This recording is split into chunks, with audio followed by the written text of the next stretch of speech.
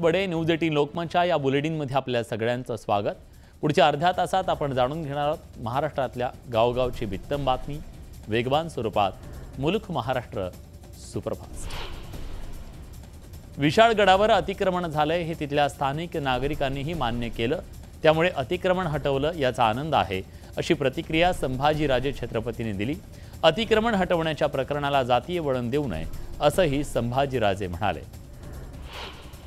विशाळगड परिसरातली परिस्थिती खूप विदारक असल्याची प्रतिक्रिया खासदार शाहू महाराजांनी दिली। तसंच विशाळगड परिसरातील लोकांच्या मदतीसाठी कॅम्प उभारण्याची मागणी त्यांनी केली। मात्र संभाजीराजे यांच्याबद्दल विचारलेल्या प्रश्नाला मात्र त्यांनी बगल दिली। विशाळगडावर रविवारी घडलेल्या घटनेनंतर झालेल्या नुकसानीची खासदार शाहू महाराजांनी पाहणी केली। नुकसानग्रस्त भागाचा आढावा घेत शाहू महाराजांनी नागरिकांशी संवाद साधला। यावेळी गडावरच्या नागरिकांनी शाहू महाराजांसमोर आक्रोश केला। विशाळगडावरील अतिक्रमण हटवलं जात असेल तर महाविकास आघाडीच्या पोटात का दुखतंय असा सवाल उपमुख्यमंत्री देवेंद्र फडणवीसांनी केलाय। महाविकास आघाडी छत्रपती शिवरायांच्या बाजूने आहे की अतिक्रमण करणाऱ्यांच्या पाठीशी आहे हे त्यांनी स्पष्ट करावं असं फडणवीस म्हणाले। विशाळगड घटनेप्रकरणी संभाजीराजे छत्रपतींवर गुन्हा दाखल झाल्यानंतर त्यांच्या समर्थनार्थ शिवभक्तांनी आंदोलन केलं। जिल्हाधिकारी कार्यालयासमोर शिवरायांच्या पुतळ्याच्या समोर शिवभक्त साखळी उपोषणाला बसले। संभाजीराजेंवर गुन्हा दाखल करण्यापेक्षा ज्यांनी आजपर्यंत अतिक्रमणाला अभय दिलं, अतिक्रमण वाढवली त्यांच्यावर गुन्हे दाखल करावे अशी मागणी आंदोलकांनी केली। 21 जुलैपासून पुण्यात भाजपचं अधिवेशन होणार असून या अधिवेशनाला राज्यातल्या 5300 कार्यकर्ते उपस्थित राहणार असल्याची माहिती भाजप प्रदेशाध्यक्ष चंद्रशेखर बावनकुळेंनी दिली आहे। या अधिवेशनात मोदींच्या अभिनंदनाचा ठराव मांडण्यात येणार आहे। तसंच विधानसभा निवडणुकीच्या तयारीची आखणी केली जाणार आहे। पुण्यात संभाजीराजे छत्रपती आणि भाजप प्रदेशाध्यक्ष चंद्रशेखर बावनकुळे यांची भेट झाली। पत्रकार परिषदेसाठी आले असता दोन्ही नेत्यांची पत्रकार संघात भेट झाली। यावेळी संभाजीराजे आणि बावनकुळेंमध्ये हस्तांदोलन झाल्याचं पाहायला मिळालं। देशमुख परिवारानं 1980 पासून लातूर जिल्ह्याला अकार्यक्षम आणि अविकसित ठेवण्याचं पाप केल्याचा हल्लाबोल माजी आमदार शिवाजीराव पाटील कवेकर यांनी केला। स्वर्गीय विलासराव देशमुख यांच्यानंतर अमित आणि धीरज देशमुख यांनी लातूरची सूत्र हाती घेतली, मात्र पाणी, कचरा, रोजगार, उद्योग निर्मितीसाठी काही केलं नसल्याचा आरोप त्यांनी केला। आगामी विधानसभा निवडणूक लढण्याची आपली तयारी असल्याचंही ते म्हणाले।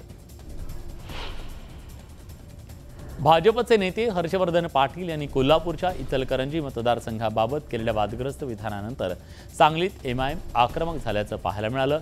हर्षवर्धन पाटलांनी इचलकरंजीच्या जनतेची माफी मागावी, अन्यथा त्यांना काळं फासण्याचा इशारा एमआयएमने दिला।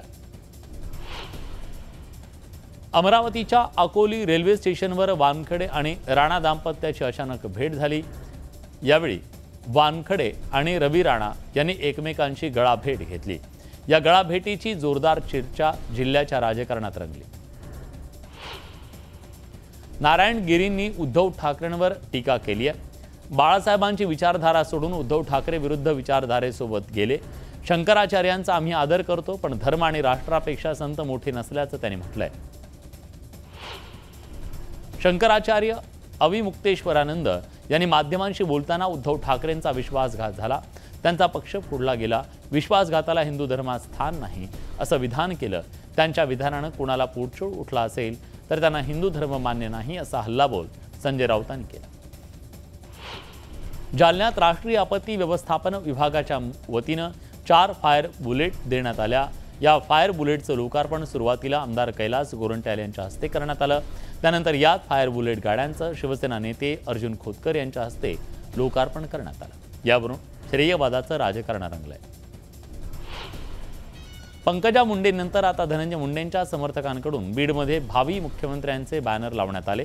धनंजय मुंडेंच्या वाढदिवसानिमित्तानं समर्थकांनी भावी मुख्यमंत्री उल्लेख करत धनंजय मुंडेंना शुभेच्छा दिल्या। 33 कोटी वृक्ष लागवड प्रकरणी भाजपचे नेते सुधीर मुनगंटीवार यांना क्लीन चिट मिळाली। फडणवीस सरकारच्या काळात मुनगंटीवार यांनी भ्रष्टाचार केल्याचा आरोप मवियानं केला होता। मात्र समितीच्या चौकशीत कुठलीही अनियमितता किंवा गैरव्यवहार झाला नसल्याचा अहवाल देण्यात आला। अजित पवार यांच्या पत्नी सुनेत्रा पवार शरद पवारांच्या मोदी बागेतल्या निवासस्थानी पोहोचल्या। शरद पवार आणि सुप्रिया सुळे मोदी बागेतल्या निवासस्थानी असताना सुनेत्रा पवार मोदी बागेत दाखल झाल्या आणि 1 तासानंतर त्या बाहेर पडल्या। त्यामुळे राजकीय वर्तुळात चर्चांना उधाण आलं। शरद पवार शुक्रवारपासून 2 दिवसांचा नाशिक दौरा करणार आहेत। लोकसभा निवडणुकीच्या निकालानंतर पवार पहिल्यांदाच नाशकात जाणार असून पदाधिकारी आणि कार्यकर्त्यांची ती बैठक घेणार आहे। फुटलेल्या आमदारांची नावं जाहीर करावीच लागतील असा इशारा जालन्यातल्या काँग्रेसचे आमदार कैलास गोरंट्याल यांनी पक्षश्रेष्ठींना दिलाय। नावं जाहीर न केल्यामुळे काही लोक आमच्यावर संशय घेत आहेत असंही कैलास गोरंट्याल म्हणाले। शालेय शिक्षण मंत्री दीपक केसरकर यांनी विनायक राऊतांवर टीका केली आहे। खोटं बोला पण रेटून बोला ही विनायक राऊतांची सवय आहे। आजगावमध्ये ज्या जमिनी माझ्या नावावर आहेत त्या वडिलोपार्जित आहेत असं म्हणत केसरकरांनी राऊतांचे आरोप फेटाळून लावले। मीरा भाईंदर ओवळा माजिवडाचे आमदार प्रताप सरनाईक आणि आमदार गीता जैन यांनी प्लेजंट पार्क सिग्नल ते सिल्वर पार्क सिग्नल मेट्रो मार्गिकेतील नवीन उड्डाणपुलाच्या कामाचा आढावा घेतला। मुख्यमंत्री एकनाथ शिंदेंच्या हस्ते या उड्डाणपुलाचं उद्घाटन केलं जाणार आहे। जुलै महिन्याअखेरीसपर्यंत हा पूल वाहतुकीसाठी खुला करण्यात येणार आहे। जालना अग्निशमन दलात आता 4 फायर बुलेट दाखल झाल्या। राष्ट्रीय आपत्ती व्यवस्थापन विभागामार्फत या फायर बुलेट जालना अग्निशमन दलाला देण्यात आल्या।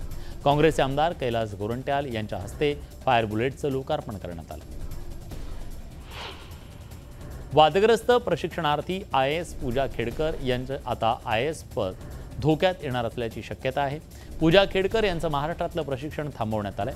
पूजा खेडकर यांना आता मसुरीला ट्रेनिंग सेंटरला हजर होण्याचे आदेश देण्यात आले। 23 जुलैपर्यंत मसुरीतल्या प्रशिक्षण केंद्रात रिपोर्टिंग करण्याच्या सूचना देण्यात आल्या। पूजा खेडकरचं नेमकं खरं वय काय यावर आता सवाल उपस्थित होतोय, कारण पूजा खेडकरनं वयासंदर्भात दिलेल्या माहितीत तफावत असल्याचं समोर आलं। पूजानं 2 वेगवेगळ्या नावानं UPSCची परीक्षा दिली असून अर्जात त्याचा उल्लेख असल्याचं आढळून आलंय। पूजाचं वय 2020 मध्ये 30 वर्ष, 2023 मध्ये त्यांचं वय 31 वर्ष दाखवण्यात आलं। प्रशिक्षणार्थी IAS अधिकारी पूजा खेडकर सध्या देशभरात चर्चेत आहे। या वादात आमदार बच्चू कडूंनी उडी घेतली आहे। पूजा खेडकरला जन्मठेपेची शिक्षा व्हायला हवी अशी मागणी त्यांनी केली आहे। UPSC सारखी संस्था जर अशी संशयास्पद वागत असेल तर त्यावरही दंडात्मक कारवाई झाली पाहिजे असंही बच्चू कडू म्हणाले। वाशिमच्या परिवीक्षणाधीन सहाय्यक जिल्हाधिकारी पूजा खेडकर यांच्या समर्थनार्थ वाशिममधल्या OBC समाजानं आंदोलन केलं। पूजा खेडकर यांना जाणीवपूर्वक मानसिक त्रास दिला जात असल्याचा आरोप करण्यात आला। OBC आरक्षणाच्या मुद्द्यावरून प्रकाश आंबेडकर मैदानात उतरलेत। सरकार आरक्षणाच्या प्रश्नावर गंभीर नसल्याचा आरोप प्रकाश आंबेडकरांनी केला। तर 25 जुलैपासून आरक्षण बचाव यात्रा काढण्यात येणार असल्याचा इशारा त्यांनी दिला। OBC आणि मराठा समाजात समस्या निर्माण झाली आहे, त्यामुळे राज्याचा सलोखा कायम राहावा यासाठी भुजबळांनी पुढाकार घेतलाय अशी प्रतिक्रिया चंद्रशेखर बावनकुळे यांनी दिली आहे। सर्व पक्षांनी शरद पवारांना भेटून सामाजिक प्रश्नावर मदत करावी असं आवाहन बावनकुळेंनी केलं। भुजबळ आणि OBCचे कोणतेही नेते असो ते OBCंच्या रक्षणासाठी संघर्ष करतायत। आरोप प्रत्यारोप थांबायला हवेत असं OBC महासंघाचे अध्यक्ष डॉक्टर बबनराव तायवाडे यांनी म्हटलंय। तसंच सर्वोच्च न्यायालयानं आरक्षणाची अट रद्द करावी यासाठी राज्य सरकारनं केंद्र सरकारला विनंती करावी असं तायवाडे म्हणाले। मनोज जरांगे माझ्यावर टीका का करतात हे कळत नाही असं मंत्री गिरीश महाजन म्हणाले। सरकारनं दिलेलं आरक्षण हे न्यायालयात टिकावं, तसं झालं नाही तर समाजाची फसवणूक होईल, त्यामुळे आम्ही चाचपणी करत आहोत असं म्हणत महाजनांनी जरांगेंबरोबरच्या वादावर भूमिका मांडली आहे। हिंगोली जिल्ह्यातल्या एका शेतकऱ्याला बैल नसल्यानं त्यानं कुटुंबातल्या सदस्यांना कोळप्याला झुंपल्याचा व्हिडिओ व्हायरल झाला। त्याची दखल घेत कृषी मंत्री धनंजय मुंडेंनी त्या शेतकऱ्याला बैलजोडी भेट दिली। त्या शेतकऱ्यानं धनंजय मुंडे यांना वाढदिवसानिमित्तानं कुटुंबासह परळीत येऊन आपल्या शेतात पिकवलेली हळद भेट दिली। छत्रपती संभाजीनगरच्या उल्कानगरीत वसाहतीत बिबट्याचं दर्शन झालं, त्यामुळे परिसरात दहशतीचं वातावरण निर्माण झालंय। दरम्यान या बिबट्याला पकडण्यासाठी वन विभागाकडून युद्धपातळीवर प्रयत्न सुरू आहेत। धुळे जिल्ह्यात मका पिकावर अमेरिकन लष्करी अळीचा प्रादुर्भाव वाढल्यानं शेतकरी अडचणीत सापडलाय। सततच्या ढगाळ वातावरणामुळे मका पीक संकटात सापडलंय। त्यामुळे आता कृषी विभागानं शेतकऱ्यांना योग्य मार्गदर्शन करावं अशी मागणी केली जाते। केळीला योग्य भाव मिळत नसल्यानं जळगावच्या भालोद परिसरातल्या केळी उत्पादक शेतकरी हवालदिल झाले। दरवर्षी निसर्गाच्या लहरीपणामुळे केळी पिकाला मोठा फटका बसतोय। त्यामुळे बाजार समितीनं केळी उत्पादकांना न्याय मिळवून द्यावा अशी मागणी केली जाते। चंद्रपूर जिल्ह्यातल्या शाळा महाविद्यालयातील विद्यार्थ्यांना विविध समस्यांचा सामना करावा लागतोय। शिक्षकांची कमतरता, सुविधांचा अभाव यामुळे विद्यार्थी मेटाकुटीला आलेत। दरम्यान आता शाळेच्या स्थितीत सुधारणा न झाल्यास शाळेला कुलूप ठोकण्याचा इशारा पालकांनी दिलाय। पालघर जिल्ह्यात जिल्हा परिषदेच्या प्राथमिक शाळेतील शिक्षकांची तब्बल 2600 पेक्षा अधिक पदं रिक्त आहेत। त्यामुळे विद्यार्थ्यांचं शैक्षणिक नुकसान होत असल्याचा आरोप करत तातडीनं उपाययोजना करण्याची मागणी पालक करत आहेत। गोंदियातील केळवद जिल्हा परिषद शाळेला कुलूप ठोकण्याचा इशारा पालकांनी दिला। या शाळेत 1ली ते 4थीला एकच शिक्षक असून तेही आता निवृत्त होणार आहेत। त्यामुळे शिक्षकांच्या मागणीसाठी ते आंदोलन करण्यात येणार आहे। 20 जुलैपर्यंत शिक्षक न आल्यास शाळेला कुलूप ठोकण्याचा इशारा देण्यात आला। समृद्धी महामार्गावर वर्ष 2 वर्षात खड्डे पडत असतील तर महामार्गाचं स्ट्रक्चरल ऑडिट झालं पाहिजे, तसंच कंत्राटदारावर कारवाई केली पाहिजे अशी मागणी आमदार संजय गायकवाड यांनी केली। मुरबाड माळशेज महामार्गावरच्या वैशाखरे नदीवरचा पूल खड्डेमय झालाय। मार्च महिन्यात संबंधित पुलावरचे खड्डे डांबरीकरण करून बुजवण्यात आले। मात्र पावसाळा सुरू होताच खड्ड्यांचं साम्राज्य पसरलं। जीवघेण्या खड्ड्यांमुळे वाहन चालकांना कसरत करावी लागते। गोंदियात केशोरी चिंचोली 2 गावांना जोडणाऱ्या पुलाचं बांधकाम सुरू असल्यानं पर्यायी रस्ता बांधण्यात आला होता। मात्र हा पर्यायी रस्ता पहिल्याच पावसात वाहून गेल्यानं स्थानिकांचे प्रचंड हाल झाले। न्यूज 18 लोकमतनं ही बातमी दाखवताच बांधकाम विभागानं पाईप टाकत रस्ता तयार केला। त्यामुळे स्थानिकांचा प्रश्न सुटला। सिंधुदुर्ग जिल्ह्यातल्या डीएड उमेदवारांनी जिल्हाधिकारी कार्यालयाबाहेर आंदोलन केलं। शिक्षक भरती स्थानिकांना प्राधान्य द्यावं अशी मागणी यावेळी करण्यात आली। दरम्यान आंदोलकांनी भेट घेत या मागणीचा सरकार प्राधान्यानं विचार करेल असं आश्वासन शालेय शिक्षण मंत्री दीपक केसरकर यांनी दिलं। पुण्याच्या इंदापुरात दूध दराच्या संदर्भात शिवधर्म फाउंडेशन आणि दूध उत्पादक शेतकऱ्यांची परिषद आयोजित करण्यात आली। यावेळी अजित नवले यांनी दूध उत्पादकांच्या समस्या मांडत गाईच्या दुधाला 40 रुपये दर देण्याची मागणी केली। राष्ट्रवादी शरदचंद्र पवार पक्षाच्या वतीनं जळगाव जामोद पंचायत समितीच्या समोर हल्लाबोल आंदोलन केलं। केंद्र सरकारच्या योजनांची अंमलबजावणी होत नसल्याचा आरोप यावेळी करण्यात आला।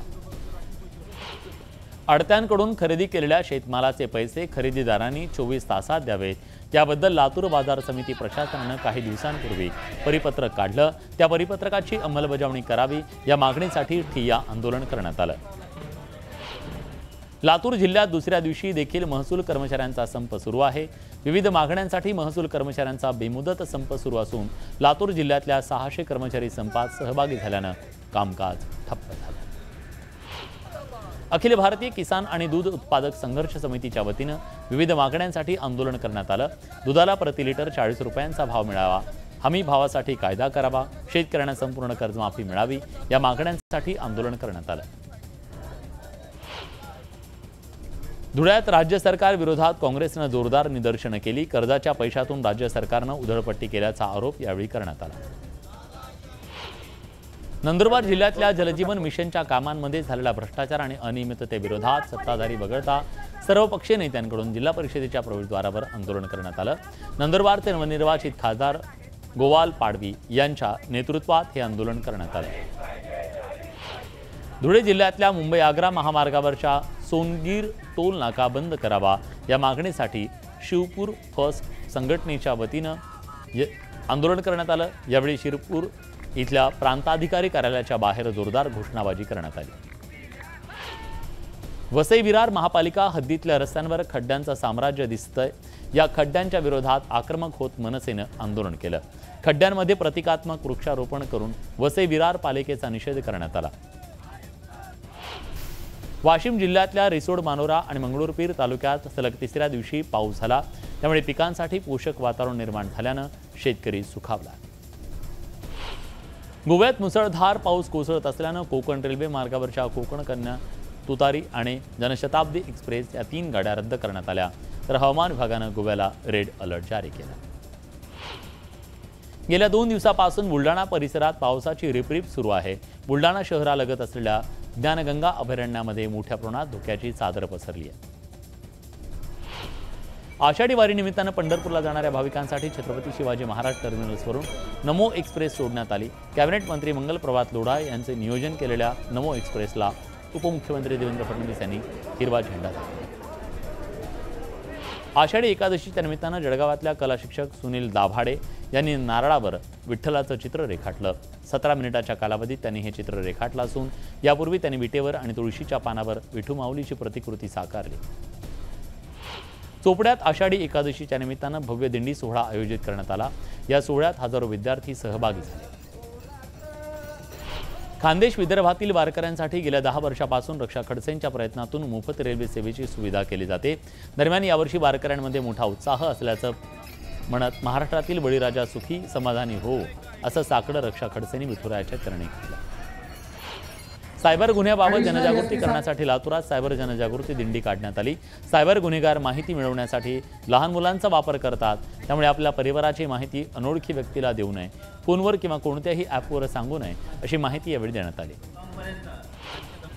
आषाढी एकादशीच्या निमित्तानं पंढरपूरला जाणाऱ्या भाविकांच्या सोयीसाठी लातूरच्या श्री सत्संग प्रतिष्ठानकडून मोफत बस सेवा देण्यात आली. लातूरमधल्या मुख्य बस स्थानकातून प्रतिष्ठानच्या वतीनं जवळपास 3,000 भाविकांना 33 एसटी बसेसमधून पंढरपूरला पाठवण्यात आलं. या भाविकांना हरिपाठ, फराळाचं साहित्य आणि पाण्याची बाटली देण्यात आली. आषाढी एकादशीच्या निमित्तानं पंढरपूरला जाणाऱ्या भाविकांसाठी अकोल्यातून एका विशेष रेल्वेचं प्रस्थान झालं. खासदार अनुप धोत्रेंनी या रेल्वेला हिरवा झेंडा दाखवला. समृद्धी महामार्गावर रील बनवणं काही तरुणांना चांगलंच महागात पडलंय. हातात पिस्तूल घेऊन महामार्गावर व्हिडिओ बनवणं तरुणांनी सोशल मीडियावर पोस्ट केला. हा व्हिडिओ व्हायरल होताच पोलिसांनी संबंधितांवर गुन्हा दाखल करत 5 जणांना ताब्यात घेतलं. इतर तरुणांचा शोध सुरू आहे. जालना जिल्ह्यातल्या चिकलठाणा परिसरात मोबाईल चोरीच्या संशयावरून युवकाला मारहाण करण्यात आली. मिरॅकल मोटर्स समोर ही घटना घडली. या मारहाणीत संबंधित तरुण जखमी झाला. वर्ध्याहून पंढरपूरला निघालेल्या एसटीचा पुसदच्या जवळ अपघात झाला. 43 वारकऱ्यांना घेऊन निघालेल्या एसटीचा चालक मद्यधुंद अवस्थेत असल्याचं समोर आलं. नशीब बलवत्तर म्हणून बसमधील प्रवासी सुखरूप बचावले, तर चालक आणि वाहकावर निलंबनाची कारवाई करण्यात आली. चंद्रपूर जिल्ह्यातल्या मूल शहरात वाघाचा मुक्त संचार पाहायला मिळाला. चारमोशी मार्गावर महालक्ष्मी पेट्रोल पंपाजवळ वाघाच्या टवायाचे ठसे दिसून आले. त्यामुळे आता वनविभागाकडून वाघाची शोध मोहीम सुरू आहे. चंद्रपूर जिल्ह्यातल्या सावली तालुक्यात रानडुकराच्या हल्ल्यात शेतकऱ्याचा मृत्यू झाला, तर शालेय विद्यार्थिनीसह 6 जण जखमी झाले. त्यामुळे परिसरात भीतीचं वातावरण निर्माण झालं.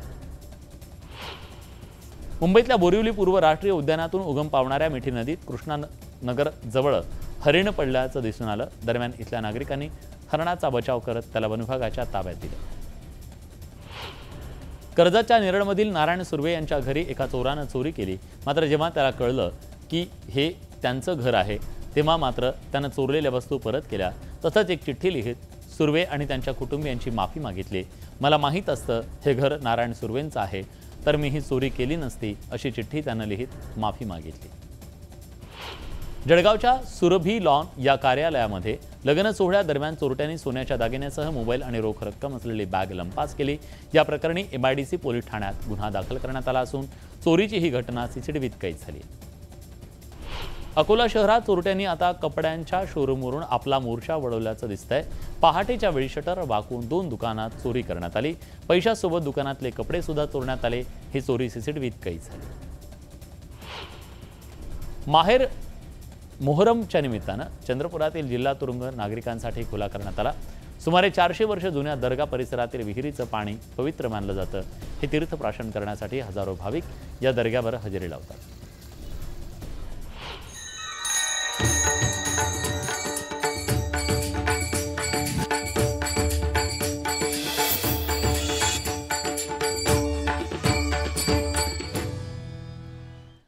कला हीच भक्ती असं प्रत्येक कलाकार मंडळीचं म्हणणं असतं.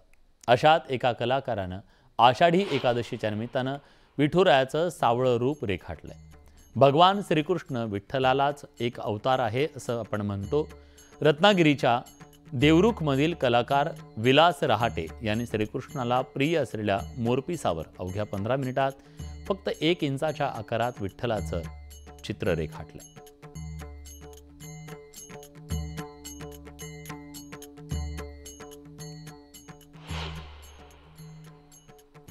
अबीर गुलाल उधळीत रंग, नाथा घरी नाचे माझा सखा पांडुरंग। माऊली जसे वारकरी पंढराच्या दिशेनं निघाले, जो उत्साह या वारकऱ्यांमध्ये असतो अगदी तसाच उत्साह आनंद महाराष्ट्रातल्या प्रत्येक शाळेत असतो। मावळच्या शाळेतल्या विद्यार्थ्यांनी दिंडीत सहभागी होण्याचा आनंद लुटला।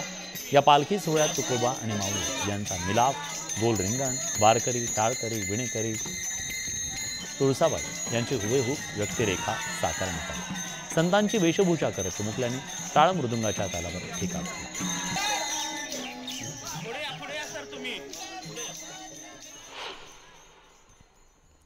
विठ्ठल विठ्ठल विठ्ठला, हरिओम विठ्ठला, विठ्ठल नामाची शाळा भरली, माऊली माऊली या जयघोषानं चिमुकल्यांची ही दिंडी निघाली। आषाढी एकादशीच्या निमित्तानं शिशु संगोपन संस्थेच्या विद्यार्थ्यांची दिंडी निघाली। या दिंडीत बाल वारकरी हातात भगव्या पताका, टाळ मृदुंग, वीणा घेऊन सहभागी झाले।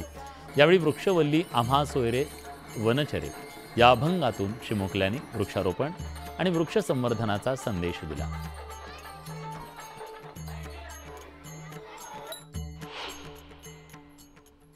या सगळ्या बातम्यांसोबत बुलेटिनमध्ये आपण इथेच थांबतोय। ताज्या घडामोडींसाठी बघत रहा न्यूज 18 लोक।